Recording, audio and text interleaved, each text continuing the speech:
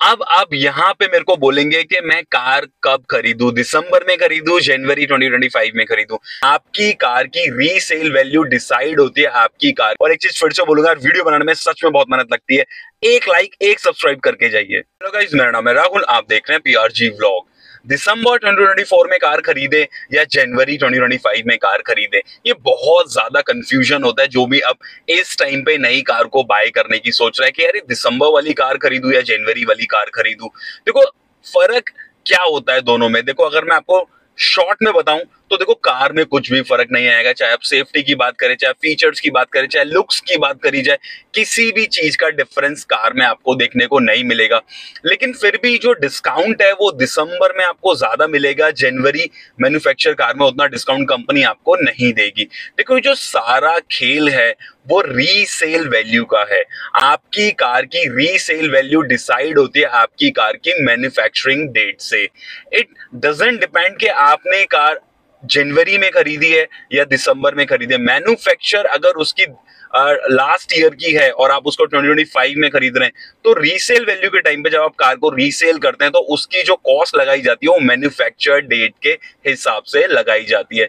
इसी वजह से जो कंपनियां हैं वो भारी भारी डिस्काउंट, बड़े बड़े डिस्काउंट आपको दिसंबर 2024 में देखने को मिलेंगे। देखो यही सारा खेल है, ना कोई फीचर में कोई चेंजेस होते हैं, लुक्स में कोई चेंजेस नहीं होते, पहले मैंने आपको बता दिया था। तो क्या करें कि हम कौन से महीने में कार को खरीदें। देखो इसमें आपका होराइजन, आपका विजन बहुत ज्यादा मैटर करता है कि आप जब कार लेने जा रहे हैं तो आपकी एक थॉट होती है कि इस कार को मुझे इतना चलाना है, इतने साल तक इसको मुझे ड्राइव करना है। ये सारी चीजें ध्यान में रख के ही हम कार को परचेज करते हैं। अब दो तरीके से आप कार परचेज करते हैं कि एक तो शॉर्ट टर्म के लिए, एक लॉन्ग टर्म के लिए। अब आपने एक कार खरीदी जिसको आपको 4 to 5 ईयर में सेल करना ही करना है, आपको नई कार लेनी ही है, आप बोर हो जाते हो पुरानी कार से, तो एक ये रूल होता है। एक होता है कि एक इंसान होता है जो उसको 8 साल, 10 साल, 12 साल उस कार को चलाता है, तो long term vision, long term horizon लेके चलता है। तो इसमें डिपेंड यही करता है कि आपका होराइजन क्या है, शॉर्ट टर्म या लॉन्ग टर्म। अगर आप शॉर्ट टर्म में कार लेने की सोच रहे हैं तो देखो मैं बोलूंगा कि जनवरी 2025 वाली कार को आप परचेज कीजिए, क्योंकि इसकी जो रीसेल वैल्यू है वो ज्यादा आपको मिलेगी एज कंपेयर टू दिसंबर 2024। यहीं पे अगर आप लॉन्ग टर्म कार को रखने की सोच रहे हैं, थोड़ा दूर तक कार चलाने की सोच रहे हैं, तो वहां पे आपको दिसंबर 2024 वाली कार ले लेनी चाहिए, क्योंकि उसमें आपको भारी डिस्काउंट देखने को मिलेगा। देखो एक चीज मैं आपको बता दूं, अगर फेसलिफ्ट आ रहा है तो उसकी बात अलग है, बाकी गाड़ी में कुछ भी चेंजेस नहीं होते हैं, चाहे वो दिसंबर मैन्युफैक्चर हो चाहे वो जनवरी मैन्युफैक्चर हो। एक चीज का जनवरी में हमेशा थोड़ा सा एक रिस्क रहता है कि यार थोड़ा ना प्राइस कभी कभी कोई कंपनियां जो होती हैं उसके इंक्रीज कर देती है। 0.5% से लेके 2% तक कार के रेट जो होते हैं वो नए साल पे इंक्रीज होते ही हैं।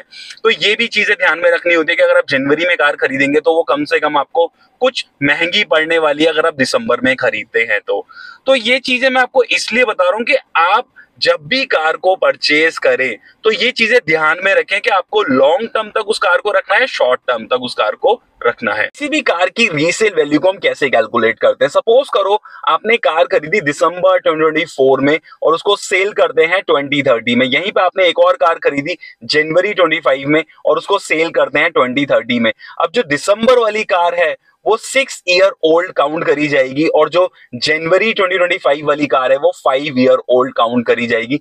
एक महीने के फर्क से ही रीसेल वैल्यू पे जो फर्क पड़ने वाला है वो बहुत ज्यादा पड़ने वाला है, क्योंकि वहां पे उसे हम 6 ईयर ओल्ड करेंगे और यहाँ पे हम इसे 5 ईयर ओल्ड करेंगे। ये मैटर नहीं करता है कि आपने दिसंबर में कार खरीदी और रजिस्ट्रेशन आप जनवरी में करा रहे हैं तो आपकी कार तो सेम रहेगी। देखो रीसेल वैल्यू हमेशा कार की मैन्युफैक्चर डेट से डिसाइड होती है कि कार मैन्युफैक्चर कब हुई थी। इट डजंट डिपेंड कि आपने उसका रजिस्ट्रेशन कब कराया था। तो ये चीजें ध्यान रखते हैं जब भी हम कार खरीदते हैं कि यार उसकी जो रीसेल वैल्यू है वो हमें कितनी मिलने वाली है। तो अब आप यहाँ पे मेरे को बोलेंगे कि मैं कार कब खरीदूं, दिसंबर में खरीदूं, जनवरी 2025 में खरीदूं। देखो आप लॉन्ग टर्म के लिए कार रखना चाहते हैं तो मेरा मानना है कि आप उसे दिसंबर 2024 में खरीदिए और लास्ट के वीक में जाइए, लास्ट 10 डेज में जाइए, क्योंकि उस टाइम पे के सेल्समैन है उनके ऊपर काफी ज्यादा प्रेशर होता है कि यार ये जो इतनी ज्यादा कार की इन्वेंट्री हो रखी है, इतनी ज्यादा स्टॉक है, उसको क्लियर करना है। वहां पे आपको बड़े बड़े डिस्काउंट जो सेल्समैन है वो आपको दे देते हैं। लेकिन आप चाहते हैं कि नहीं, मुझे तो जनवरी 2025 वाली कार में ही या फिर 2025 वाली कार में डिस्काउंट चाहिए तो उसमें भी आपको डिस्काउंट मिलेगा जब आप मार्च में उसको खरीदेंगे, क्योंकि उस टाइम पे फाइनेंशियल ईयर क्लोज होता है।